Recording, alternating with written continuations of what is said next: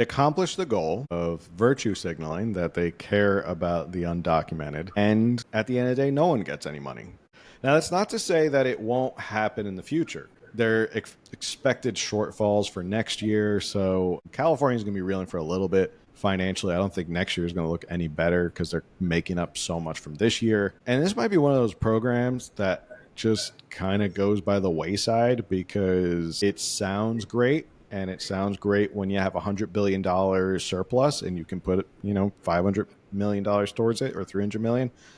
But when you're strapped for cash and you have an enormous budget deficit and you're upside down on your budget, things like this don't make the cut. It becomes the essentials, it becomes the first responders and schools and stuff like that, not handing out big checks for people to buy a home. So moral of the story for this year, this law is a virtue signal more than anything, which is a signal to people who want to come here that if you come to California, we're going to take care of you regardless of immigration status. Get upset about that. I think that's something that you can rightfully get upset about, is that California is including people who have questionable immigration status alongside citizens who are tax-paying citizens. No, and I think it sounds great in a political snippet if you're running for office or eventually when Gavin Newsom runs for president. It sounds great to say, I did this program and we were the first in the nation to do this, so you can,